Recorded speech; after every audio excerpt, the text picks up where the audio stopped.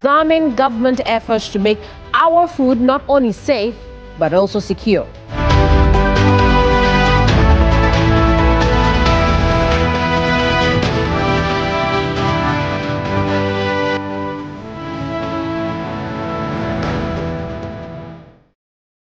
I am Keminni Amanor, and in this edition, I pay a visit to Ghana's Agric Minister to interrogate the state of our food and agriculture and government interventions to stabilize prices, support farmers, and secure Ghana's food future. My guest is the Sunafo South MP and Ghana's Agric Minister, Eric Opoku. You're welcome to Hot Issues, Minister. Thank you very much. Honorable, let's start off with some of the trending issues that have come up in the last few days. We know that there was an EPA report that looked at the toxicity levels in our soils, and we are seeing the likes of arsenic and mercury at dangerous levels, really. How does this come to you as Agric Minister? Yeah, it's a serious matter. Serious matter in the sense that we are focused on the production of food. I know food is for the consumption of all of us. And so if these toxic materials find their ways into the food that is produced, we are doing something that is inimical to the health of our population. And so it must be a concern to us. But on assumption of office, we decided to do something about our soils. You know, crop yield or productivity is low in our country. In Ghana, if you want to produce, let's say, maize, 1 hectare is able to produce an average of 1.8 metric tons of maize. But the global average, global productivity average, is estimated at 5.6 metric tons per ton. So whilst in other jurisdictions, they are able to use 1 acre to produce 5.6 metric tons of maize, Ghana is doing just 1.8 metric tons. That is an indication that we have not been able to effectively manage the soils to be able to maximize our output. So on assumption of office, we sat with the technical people to see what we can do to arrest this situation. And I must say that I'm grateful to the Food and Agricultural Organization for supporting Ghana to procure a modern soil testing equipment and also supporting us to rehabilitate the Kumasi soil laboratory. Now we are in the position to test our soils across our districts. I see. So what will this machine be testing? The machine will be testing the soils. The soil scientists will go to the various districts, take sample of the soils for testing to enable us know the conditions of the soil, the nutrients that are available, which ones are lacking, and then we put in place mechanisms to treat that. Right. If you don't treat the soil that way, there's no way you can get the best out of the soil. And so all these things coming on board, it means that we have to intensify our efforts at testing the soil to understand the nutrients of the soil. If it is nitrogen that is lacking, what type of fertilizer are we going to apply to restore the nitrogen levels so that we can condition the soil to produce the quantities that we anticipate. Right. So when the technical people go to the field and they are able to test the soil and they generate what is called a soil map for us to see, that will inform our decisions going forward. And all these issues about the toxic nature of the soil, the pollution and other things will come to. But will it also detect the presence of heavy metals? Yes, very, very important. Okay. It is part of it. Okay. It is part of it. We want to know what the soil is now, what is in there, what is lacking, what can it be used for. Right. You understand? So that we can avoid the blanket application of fertilizers. Every year, the ministry will just go to the market, buy NPK, fertilizer that is made up of nitrogen, phosphorus, potassium, and then distribute across the country. Assuming the nitrogen content in the soil is good for, let's say, maize, any addition becomes, poisonous. It becomes destructive and counterproductive. You end up reducing your yield because the nutrients are far above the requirement. And so these are some of the things that we are doing. And I believe strongly that if we are able to bring finality to this process, all these issues about the toxins and other things will be arrested. So, I mean, when you find the toxins in the soil, say you go to a place like Konongo where we are told that there are very, very high mercury in the soil, you find it there, then what next? What are you able to do for the farmers? In fact, when you find it, it means that that soil must be treated. Okay. You have to reduce that thing in there. It is something that is polluting the soil. Yeah. So you get it out. You treat the soil. But it will be challenging for you if we continue to mine with these. It is. As for the illegal mining, it is not a matter of being a challenge to me as a minister or to me as a citizen of this country. It is a challenge to all of us as citizens of our country. Because we are polluting the environment. We are destroying the land. We are destroying our water bodies. So what future are we bequeathing to the upcoming generation? Yes, we are blessed with the gold, but we have to use proper means to harvest so that we don't destroy the entire environment. It's a serious matter. Look, yesterday, some people came to me to discuss this matter, and I was playing with them. Every day we hear about the youth attacking those of us who are grown. Oh, what legacy are you leaving behind? What legacy are you leaving behind? We want to leave an environment that will facilitate their existence, make them happy, and create that conducive atmosphere for them to realize their potentials. That is what we want to leave behind. So they shouldn't be used as a conduit to destroy the very environment that we want to protect for them. Now look at those in the rural communities. They drink from the same source. So what is happening? You know, in this country, life expectancy is estimated at 56 years. 56 years. When you go to Europe, some have 82 years, 80 years. Why are we killing ourselves? Just because of the little money that you want to have. You don't care about the consequences of your action on the lives of many others. Honorable, to what extent would you say, I mean, based on your interaction with our farmers, to what extent would you say that illegal mining poses a threat to our ability to put food and healthy food on our tables? But this one, I think you know the answer already. There's a report that indicates that the chemicals they are using are finding their ways into the food that we put on the table. Certainly when you eat it, eventually it is going to affect your health. What are your farmers telling you? No, farmers, in terms of your interaction with them and the ability to even have the farm space. In fact, the farmers, most of them are worried. Their worry is that they don't even get the space to farm. And it's so serious that they don't even know what to do.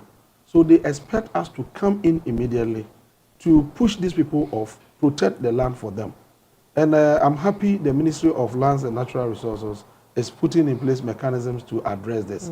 We have decided from the Ministry of Food and Agriculture to join that particular, crusade. We are joining because it is also affecting food production. And then we are joining because we have a responsibility to make food available for every Ghanaian, including you. So if we are unable to fight that battle, it means we have disappointed the people of Ghana. But I am looking at it from a different perspective. Right. It is not a war that must be waged by government alone. It must be a collective effort. How can that be? We have to work on the mindset of our people. Because some of our people back there are conniving with these illegal miners. They are facilitating the process for them because it appears they don't have a better appreciation of the consequences of the illegal thing that they are doing. So we have to work on the mindset of the people. If you drink from a source and the source is being polluted with chemicals, you should know that you are killing yourself. Why are you aiding the very person who is killing you? So you know we have a responsibility just to get our populace educated, get them to understand some of these things so that all of them will be on board in the fight. I've always argued that even though government is put in place, the government is for the people. And government is put in place to set the agenda, to mobilize people behind the agenda, and to make it happen at all costs. So it doesn't mean that once you have a government in place, you are not part of it. You are still an important part of the process, and you must be willing to play your role to ensure that the government becomes a success. I mean, if it is as dire as we have just, enumerated, is that not the reason, why your government should immediately declare a state of emergency in these areas, these hotspots? In fact, personally speaking, from my personal point of view, when you declare a state of emergency, you announce that I have declared a state of emergency. What next? Will that solve the problem immediately? What do you think? That is just a statement. It must be followed with an action, a clear action, a clear, powerful way directed at arresting the situation.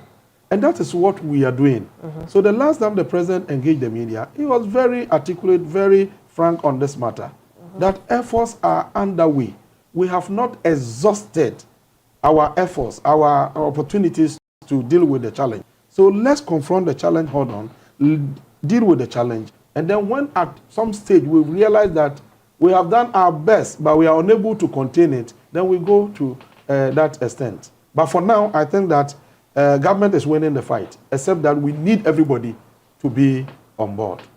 Now, when I say people must be on board, you also have a shared responsibility as our brothers and sisters in the media space, because you have a voice.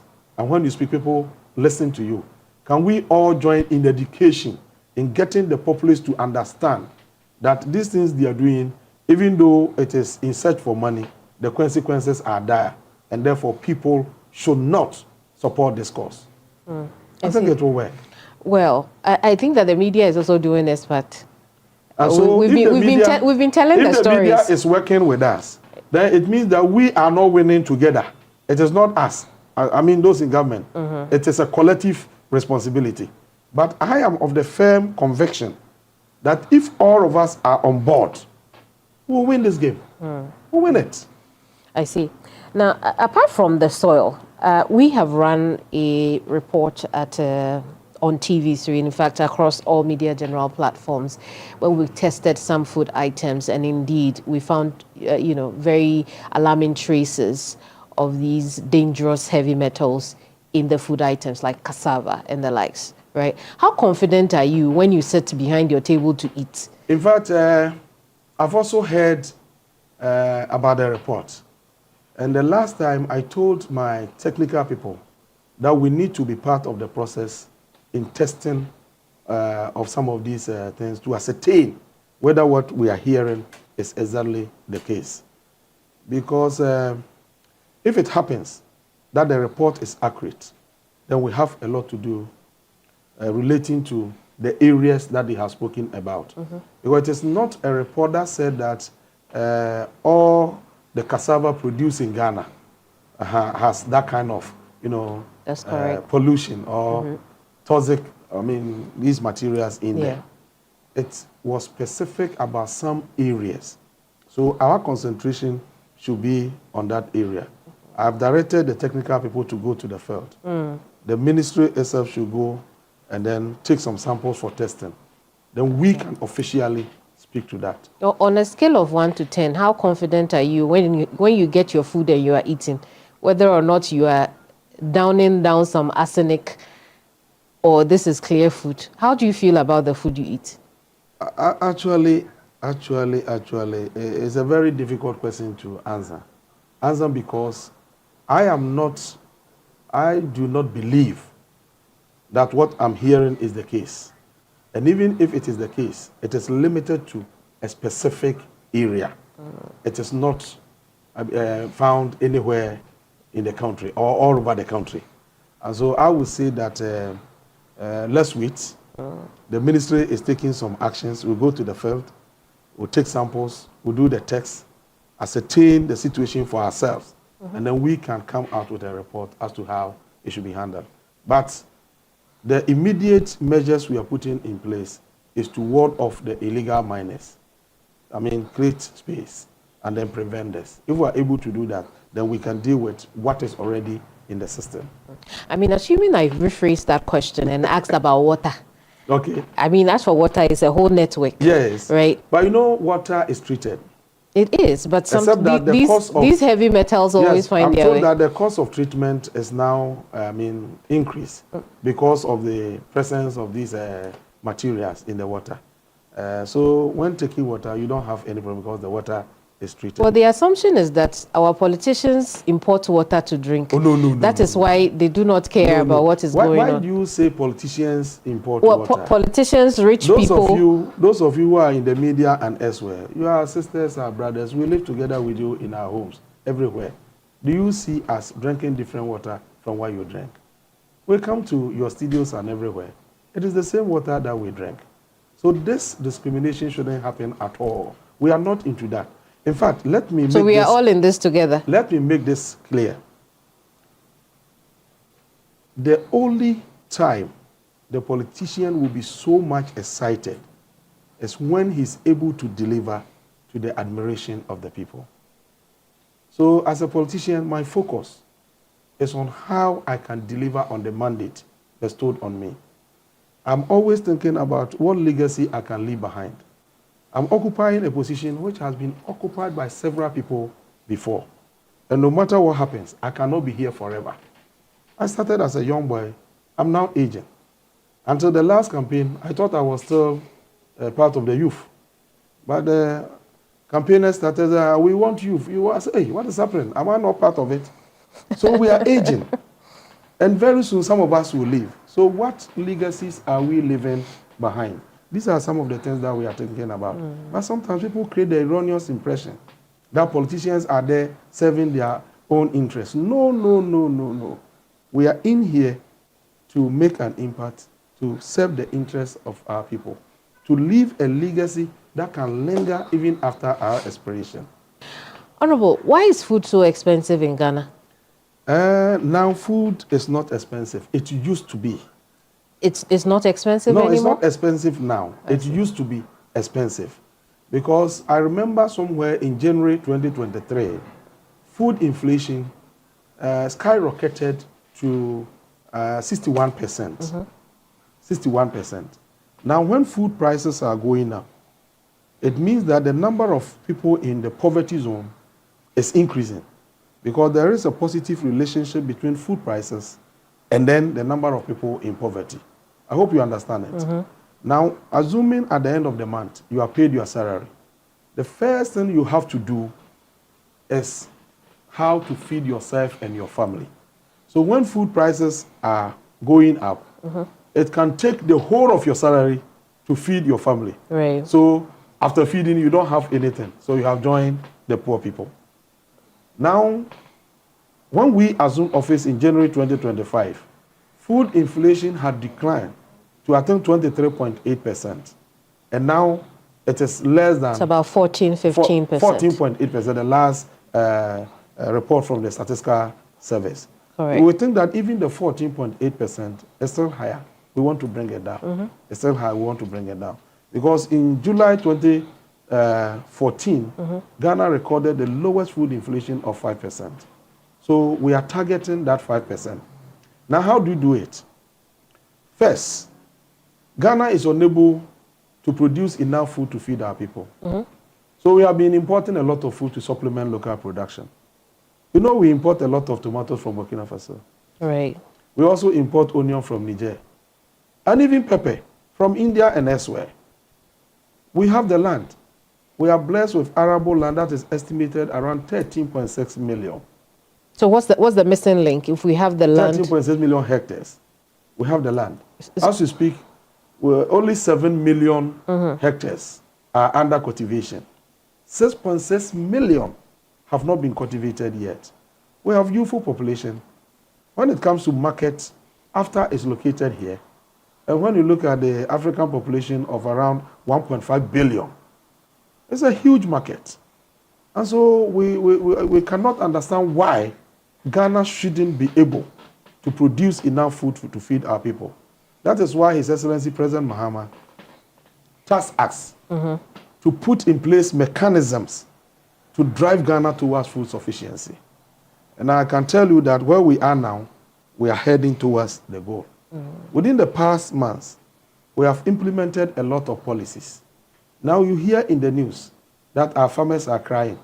They have produced so much, they are not getting market. Are you not hearing it? Indeed, indeed. Some are even complaining that prices are collapsing so low that they are unable to recoup their investment that they made in the farming activity. It is an indication that the investment we made in the production of food is yielding the results. I'm surprised that you are still talking about the old situation. So let me put it into context, because when you look at the inflation figures, the food group still constitutes a very, a very large, because the national average is about 11, but food inflation alone is 14 to 15%, right? So we are looking at a multi-sectorial approach to dealing with the food inflation situation. One, if you produce in abundance, certainly it will force prices downwards. If you produce in excess of our demand, price will come down, but the farmer will suffer. So we have resourced the National Food Buffer Stock. We have given them initial amount of 100 million Ghana cedis. They will step into the market from next week and buy the excess maize and then the excess rice. So we have excess maize and excess rice in the system now. That's why they are crying. The farmers are crying now. I thought they were crying for vegetables.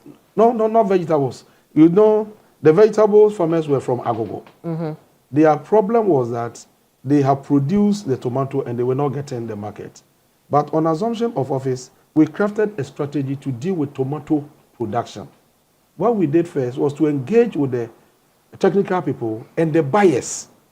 We wanted to know the taste, the type of tomato they want from us, and which they are not getting. Hence, they are going to Burkina Faso for importation. So we concluded on the variety, and we have made that variety available.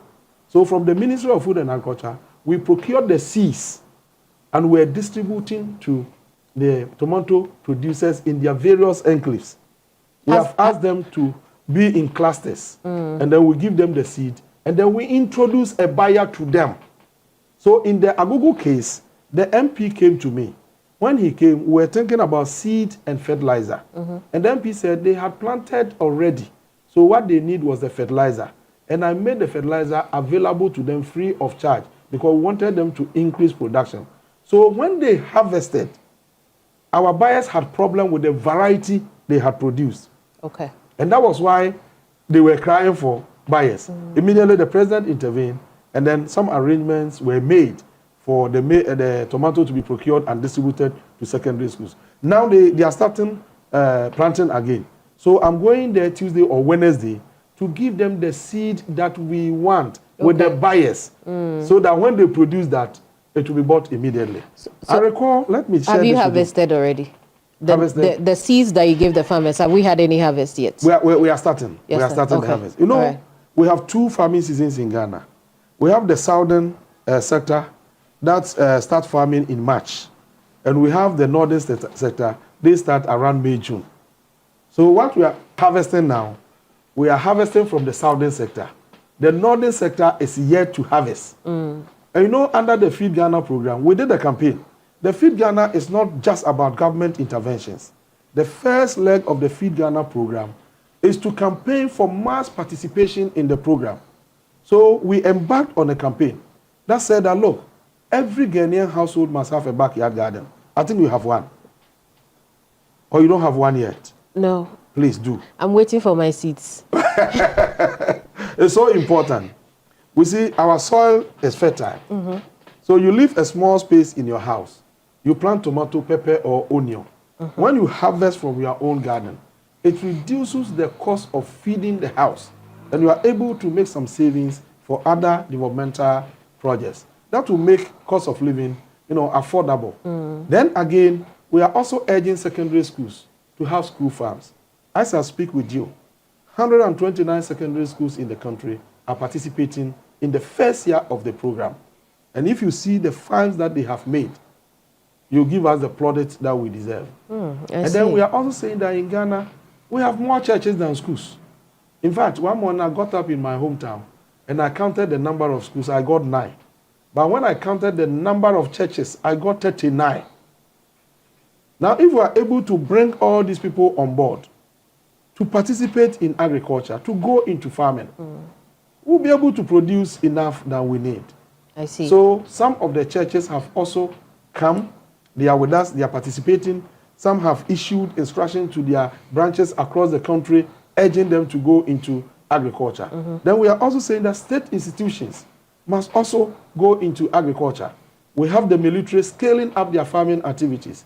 National Service, we are supporting them. We give them the seed, we give them the poultry feed for them to scale up their activities. We have the prison service, we give them the tractors, the things that they require, and even some financial support for them to also scale up. In fact, when I visited Kenya, say, prisons, I realized that from the prison, from the camp to the farm, I mean, it's quite a distance. Right. So I had to procure Kia truck for them to facilitate their movement so that they can also be part of it. So we have all these people on board.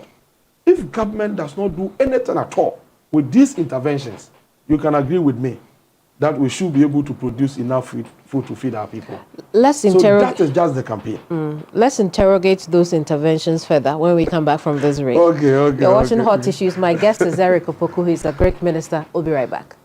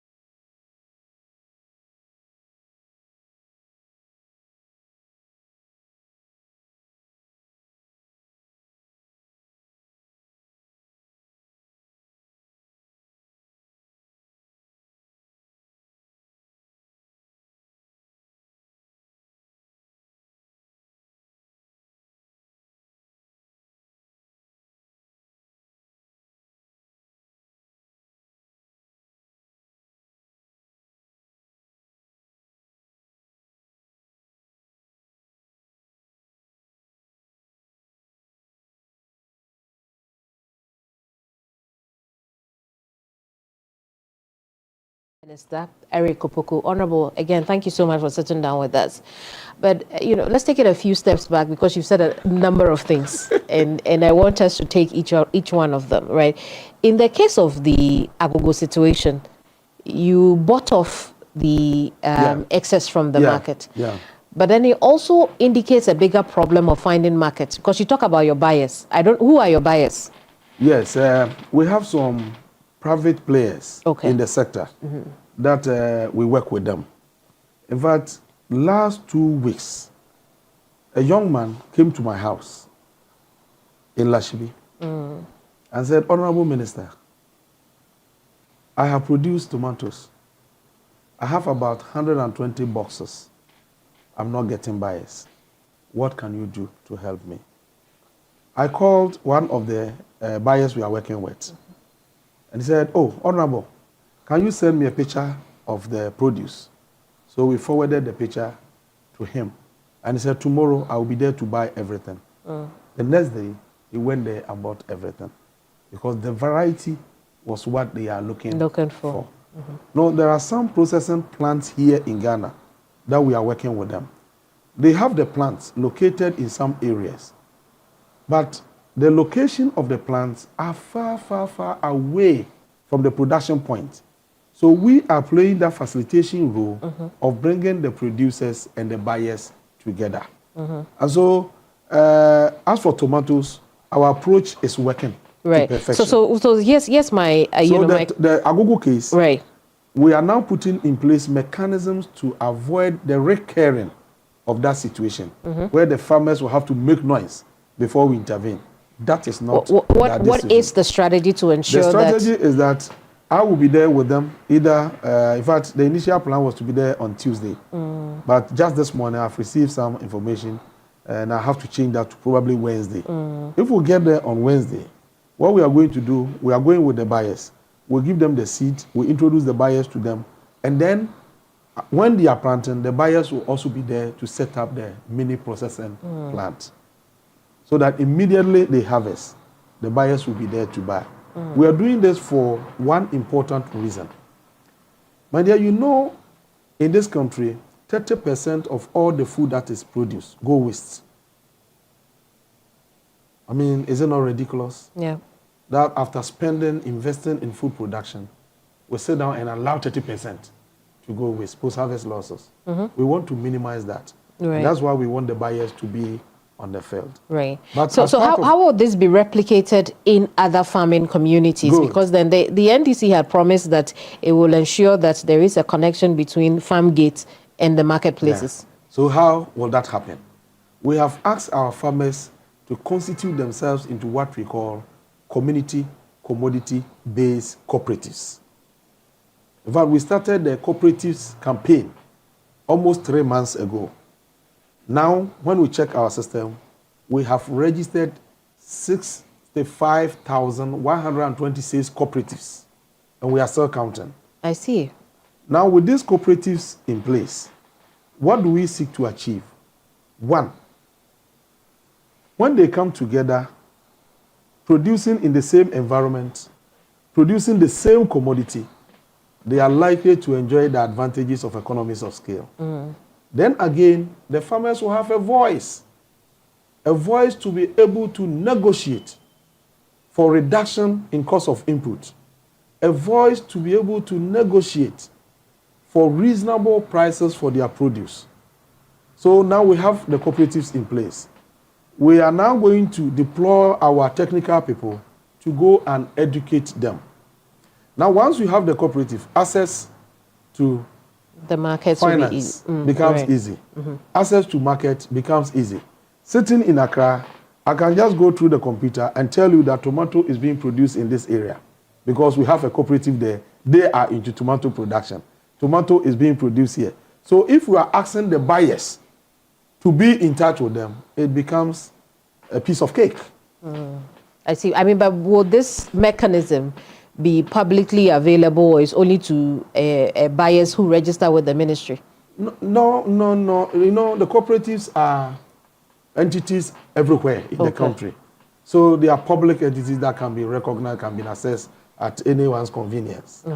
Okay, I see. So even if you decide to buy, let's say, maize, you can go to any of the cooperatives and have your own arrangement with them. In fact, we went and studied the system from Brazil. The president himself called me and said, Eric, this cooperative thing that we intend to do, can you go and look at the Brazil model? So I went to Brazil with my team.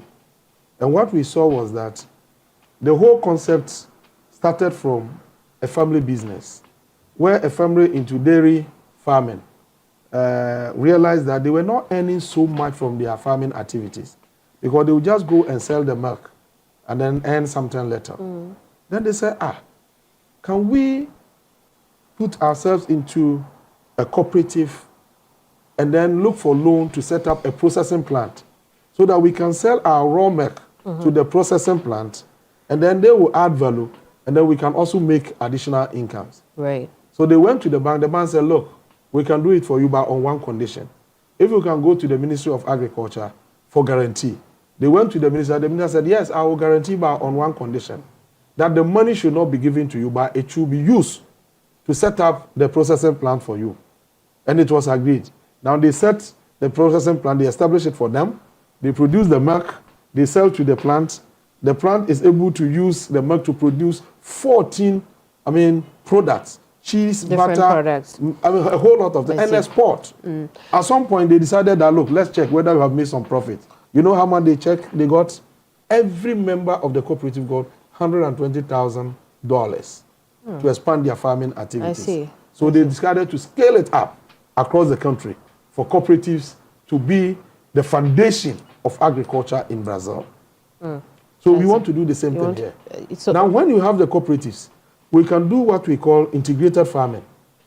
Or you can decide to even go into what we call contract farming. Assuming you have a business that depends on agriculture for raw materials, you just have to go to the farmers. I will support you to produce what I want as my raw material for me. I will buy it. I'll give you the input. I'll give you the technical know-how. Make available extension service, delivery, and other things. When they produce, you buy and then you process.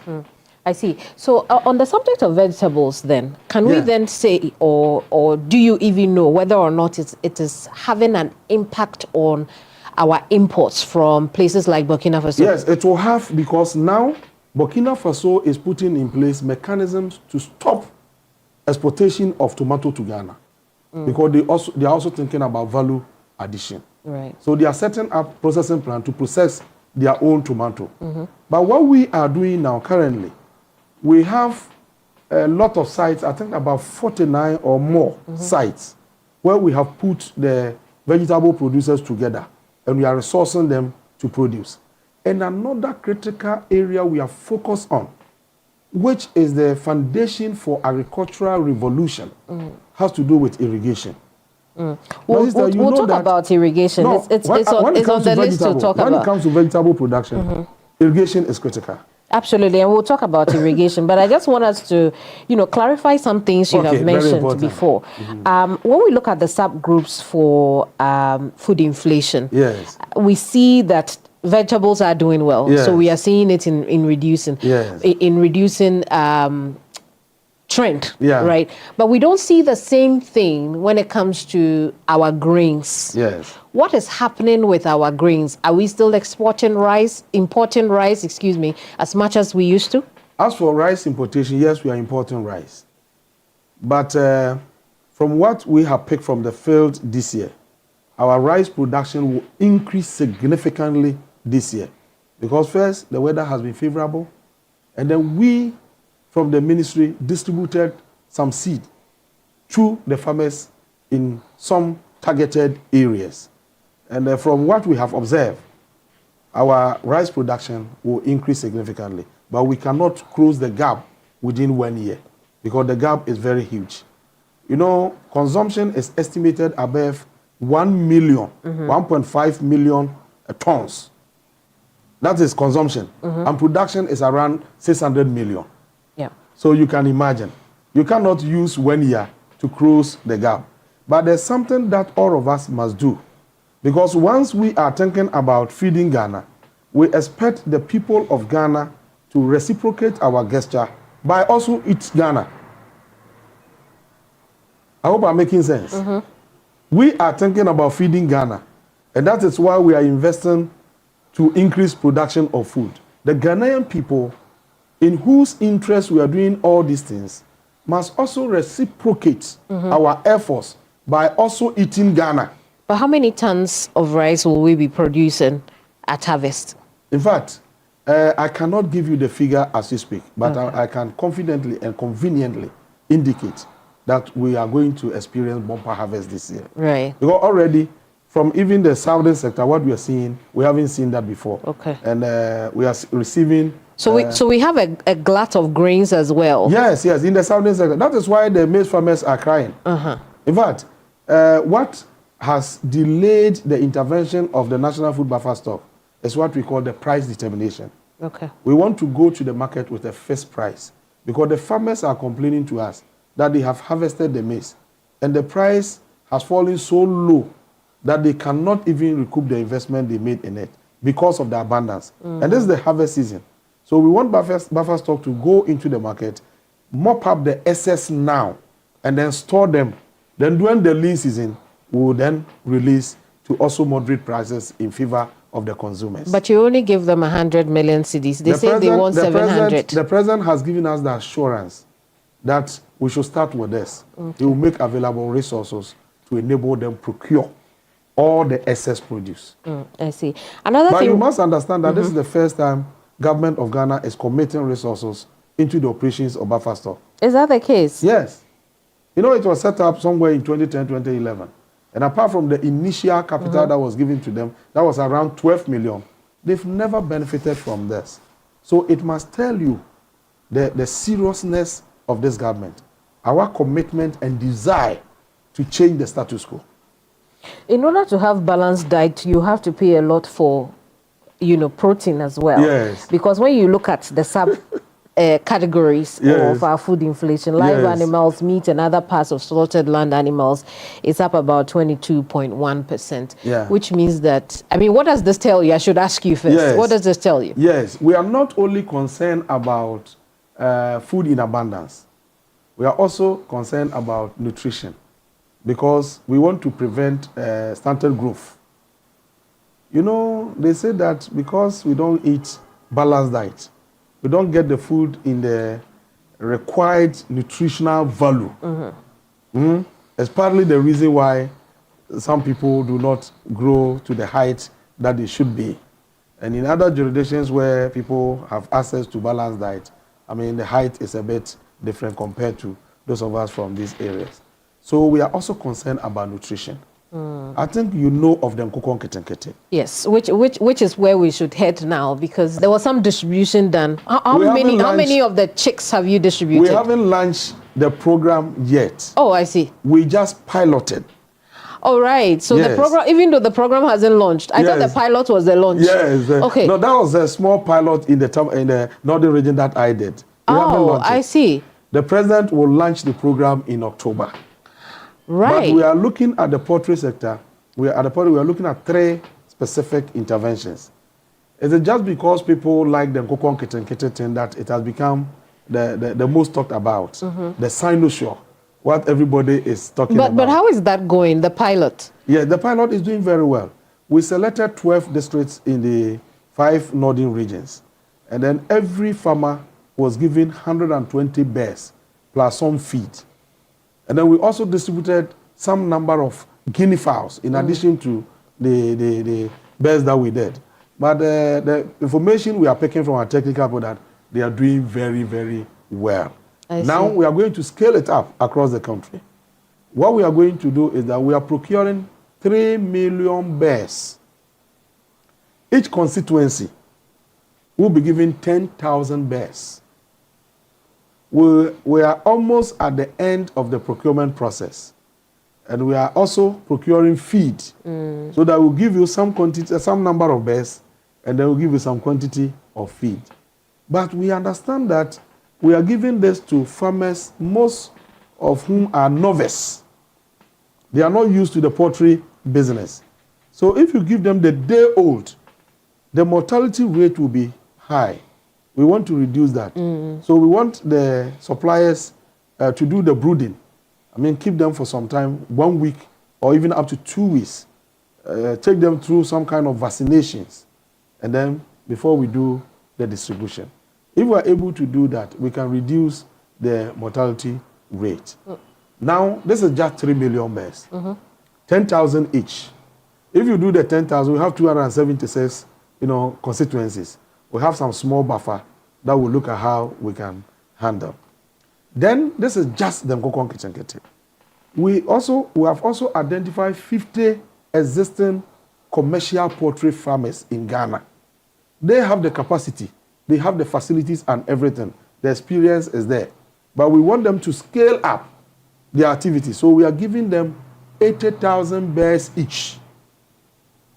They are serving as anchor farmers. Beneath them, they have the small, poultry farmers who also benefit from their service. Now that alone, we are providing 4 million bears. Then we have the medium scale producers. They are doing from 1,000 bears to 5,000 bears.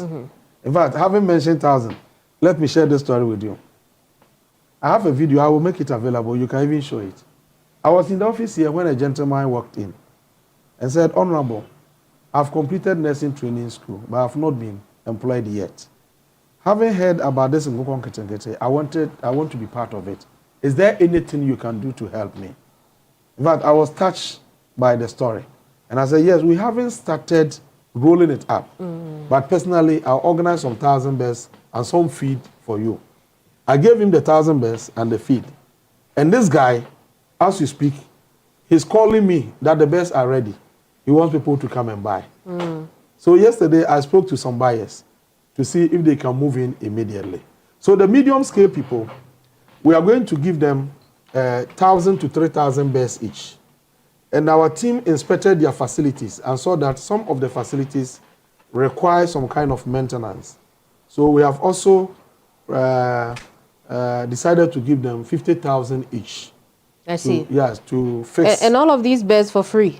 No, as for the commercial ones, they will pay back. They'll pay back. Okay. The medium scale, they will pay back. It is the backyard, the household one, the one that you are using to stimulate interest of all Ghanaians.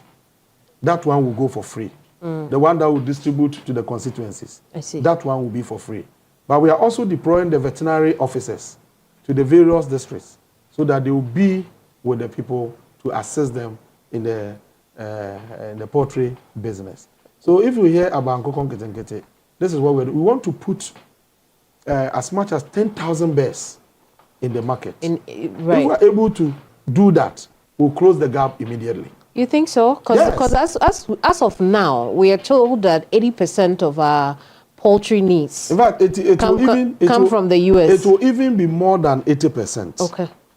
Not the U.S. alone. Right. You know, in 2022, our total poultry consumption was estimated at 324,000 tons. Out of this, only 15,000 was produced in Ghana. Even as we speak, our consumption is estimated around 400,000 tons. Our production is around 57,000. So if we are able to put into the market 10,000 bears, you know, it will make a difference. I see. So how much will this cost us in total to set it up? The investment is huge in this. But because the commercial farmers will pay back and the medium producers will also pay back, when you look at those we are giving for free, it will not cost Ghana beyond 200 million. The feed and everything. How are we going to monitor this so that we ensure that there really is the benefits that we desire? It is a government project, and we have our decentralized institutions in all the districts. Right. Again, we are also recruiting the Feed Ghana coordinators to be on the field, to monitor and report to us. Our district directors are there. We are organizing some resources to them to make them more mobile to the field so that we can do the monitoring. But you see, one thing we must understand as citizens is that Ghana belongs to all of us. Any intervention from government with the good intention of, you know, transforming our society and turbocharging our food systems is the best that we must protect. So it is a responsibility on all of us, you and I, to make sure that we protect some of these things. It shouldn't be a responsibility on us alone. Now, we are looking at the livestock sector in its entirety, because apart from the poultry, even the poultry, the reason why we are worried is that, you know, Ghana consumes poultry more than Nigeria. Is that the case? Yes, because Nigeria, they consume beef, a lot of beef, and then they add some chicken. So when you look at the per capita consumption of poultry, Nigeria is doing just 3 kilograms. It means that every person in Nigeria, on average, consumes 3 kilograms of poultry every year. But when it comes to Ghana, we consume 14 kilograms. I see. 14 kg per person. I see. So the consumption is very, very high because we don't consume a lot of beef and other things. Funeral, birthday, or wedding. It's all chicken. So that is why we are talking about increasing. But there is one aspect that I would expect you in the media to help us to work on. We have to educate our people to understand that if you buy from local sources, you are creating employment opportunities for your people. Apart from the fact that you are getting the thing that you paid for, beyond the purchase, the producer will have money because there's demand, expand production, employ people, including your own children and grandchildren. So if you go to the market and you see imported chicken, and you think that it is cheaper, so you buy from that source, that expenditure will go to create jobs in that country at the peril of your own children.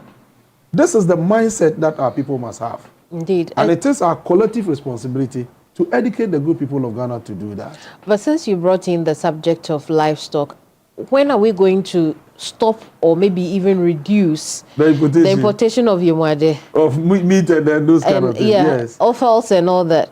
Yes, it is very important thing. It is a very, very important question you have posed. In fact, we can stop when we are able to increase production and also educate our people to understand that when you buy from local sources, you are contributing to job creation and then economic growth. But I mean, if there is production, yes, to meet the demand, then we will be able to stop and consume what is over here. This is what we are doing. Mm-hmm. We are restocking the breeding centers. As part of the budget for this year, we made available some resources to restock the breeding centers from where we can supply to the farmers the kind of animals that we need to, rear in our country. Then apart from that, we are also conducting animal census. We want to have data on all the animals that we have in our country. Know their locations, the owners and everything. And based on that, we can then determine what kind of resources we can make available to them. Then we are putting in place mechanisms to prevent the recurring of an experience, an unfortunate experience that we had as a nation, when there was the outbreak of the bird flu that devastated poultry farms, destroyed investments, and rendered our farmers hopeless. I mean, it plunged them into penury. They lost every investment, and they had to mount pressure on government for compensation. Yesterday, we launched what we call Event Mobile Application Plus. It is a system that we are using on our farms to detect diseases at the early stages.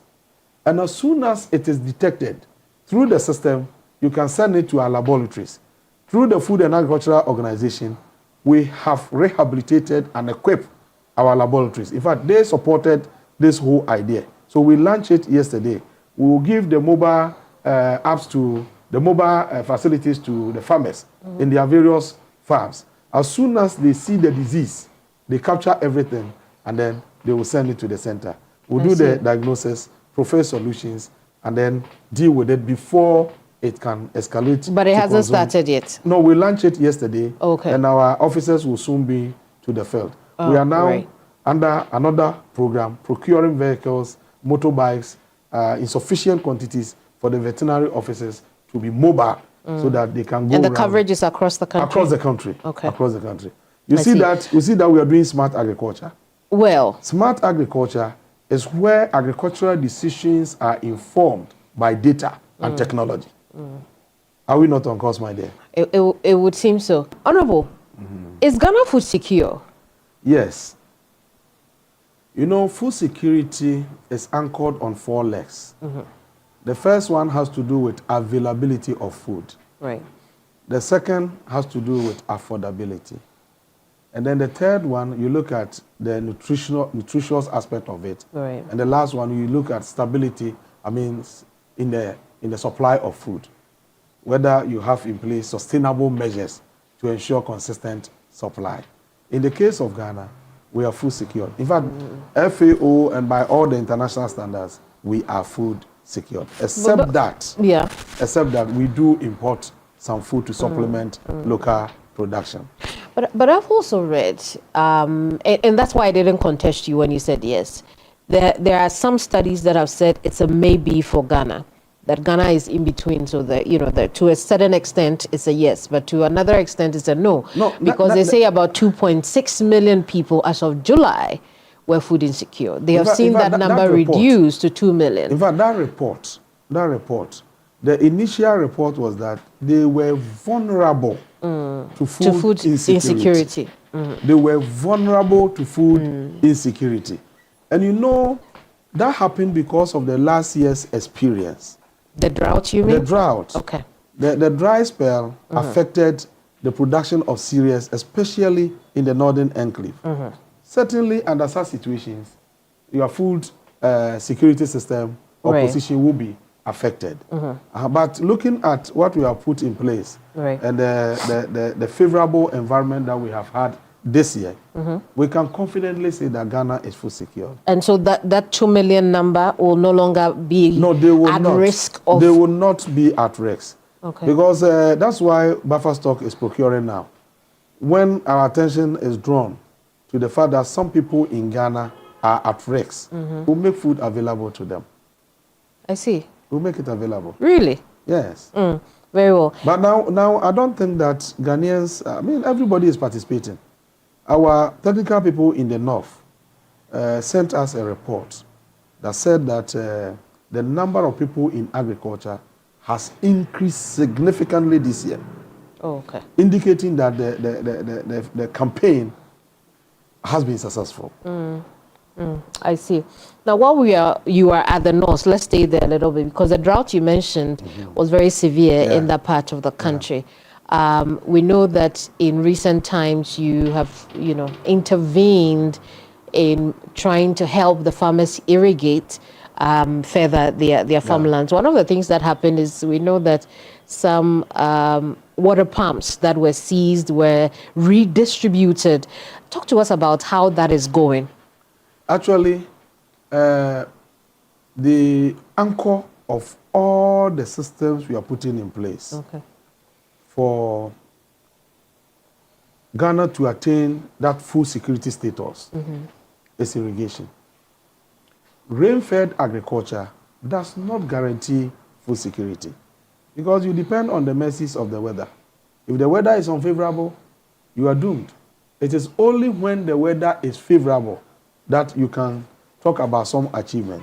So we want to transition Ghana, move Ghana from rain-fed agriculture to irrigation agriculture. And the president has asked us to make sure that it happens.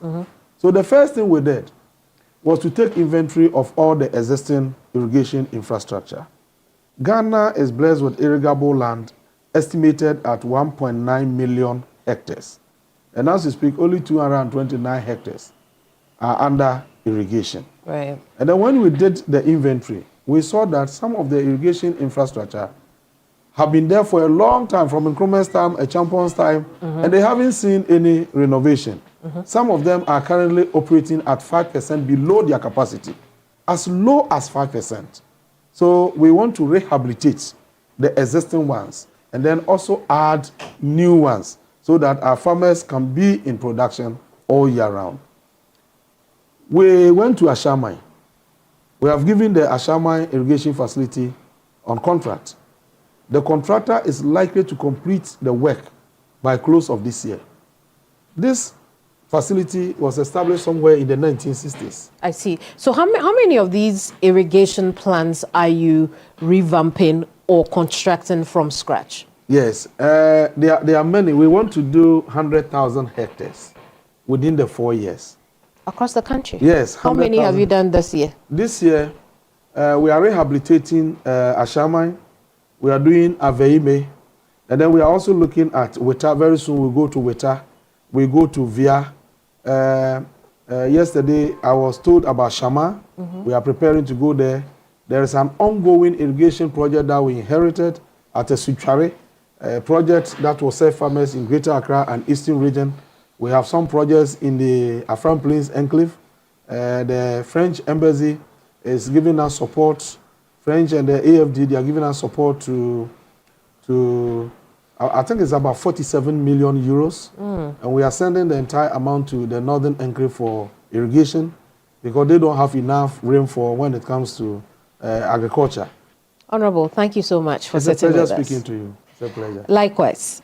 My guest in this edition of Hot Issues is Eric Opoku. He's the Member of Parliament for Esinafo South. He's also the Agric Minister of this country. We've been talking about all things agric, your food safety and security as well. If you missed this episode, there's a playback on YouTube and all our social media handles, including aspects of it that you didn't see in this live telecast of the program. I'm Keminni Amanor. I'll see you same time next week. Bye-bye.